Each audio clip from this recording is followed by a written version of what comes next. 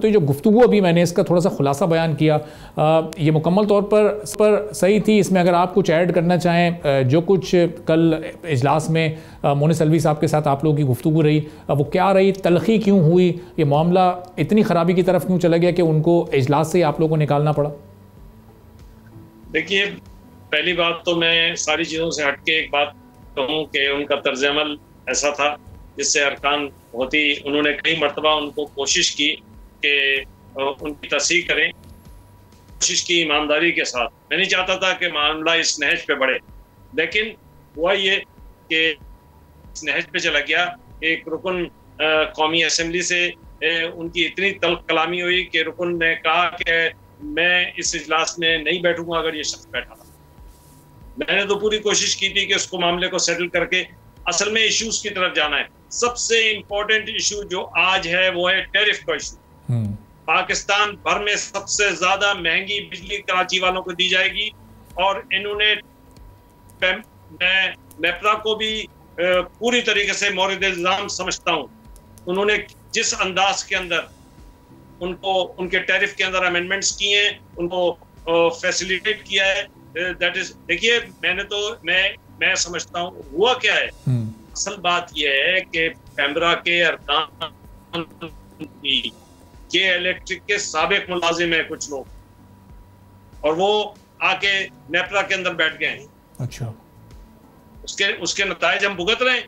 मेरा तो बड़ा ऑब्जेक्शन है नेपरा की कॉन्स्टिट्यूशन पे। इसके जो चेयरमैन साहब हैं रिजनेबल आदमी हैं, लेकिन जो हालात हैं, इसके अलावा टैरिफ के अलावा देखिए, हमने उनसे रिकॉर्ड मंगाया था।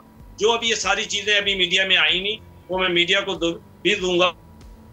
कराची अंदर इनकी लिटिगेशन का आपको वॉल्यूम मालूम है?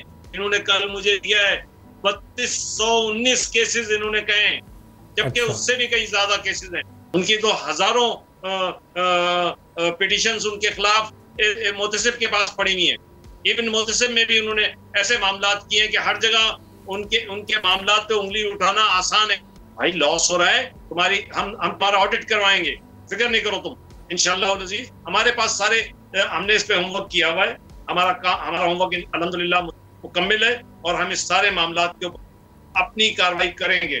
पब्लिक के इंटरेस्ट में, लोगों के इंटरेस्ट में अपनी कार्रवाई इंशाअल्लाह करेंगे।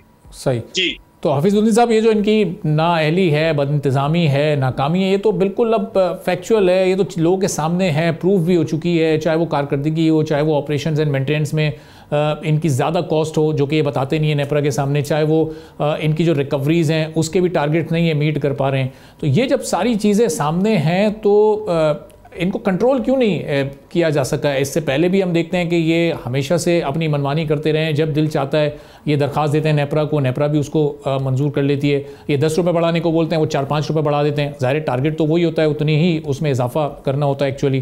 तो ये जी, मैं आपको बिल सकता हूँ कि अभी हाल के अंदर हुआ ये कि 1000 रुपये का इन्होंने रिलीज किया, तो 1000 रुपये दूसरे हाथ से वसूल कर लिए। लोग मेरे पास बिल्स लेकर आए। कराची के लोगों को लूटने का ये मौका इनको नहीं देगी, ना MQM देगी, ना कौमी असेंबली के अरकान देंगे, ना प्रोविंशियल असेंबली के अरकान देंगे। हम सब इस बात पर मुत्तफिक हैं। सबको, इंडस्ट्री को भी, और इसके अलावा मुंतखब अरकान को भी, और MQM की पूरी बैकिंग मुझे हासिल है इस सारे मसले के ऊपर। सब्सक्राइब करें और बेल दबाएं ताकि कोई खबर रह न जाए।